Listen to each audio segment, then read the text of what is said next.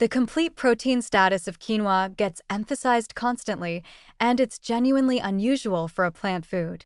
Quinoa provides all 9 essential amino acids, with 8 grams of protein per cup cooked. However, before we crown quinoa as a protein hero, recognize that 8 grams per cup is less than you'd get from 3 ounces of chicken or a cup of Greek yogurt.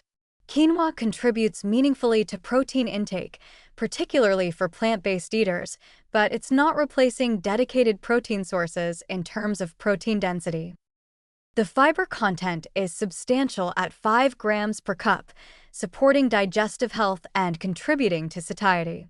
The glycemic index is relatively low for a grain alternative, making quinoa suitable for blood sugar management when consumed in appropriate portions.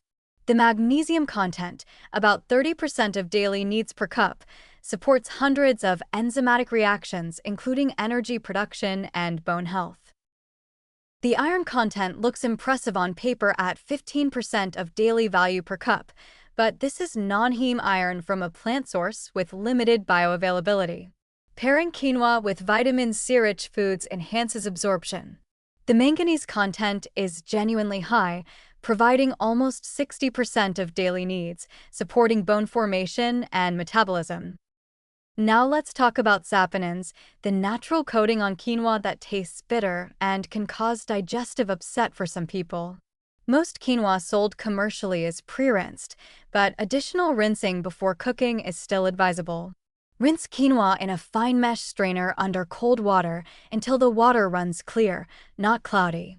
This removes residual saponins and prevents bitter flavor.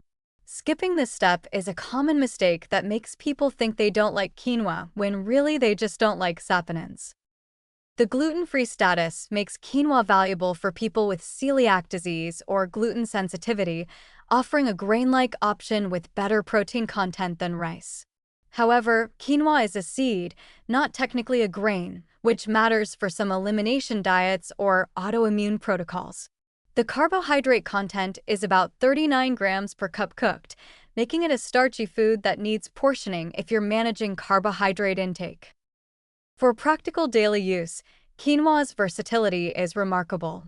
Cook a large batch at the start of the week and refrigerate it for quick meal assembly. Use it as a base for grain bowls with vegetables and protein. Make breakfast porridge by reheating cooked quinoa with milk, cinnamon, and fruit. Use quinoa in place of rice for fried rice or stuffed peppers. The mild, slightly nutty flavor complements both savory and sweet preparations. The environmental and ethical concerns around quinoa production deserve mention. As quinoa became popular globally, prices increased substantially, affecting affordability for indigenous populations in South America, where quinoa has been a staple for thousands of years. Some producers now focus on fair trade practices. This isn't purely a nutrition issue, but for people making food choices based on broader impacts, it's worth researching your quinoa source. The key with quinoa is recognizing it as a nutritious grain alternative with good protein for a plant food, but not as a miraculous superfood that replaces the need for varied protein sources. Daily consumption can absolutely fit within a healthy dietary pattern, particularly for people seeking plant-based options with relatively complete amino acid profiles.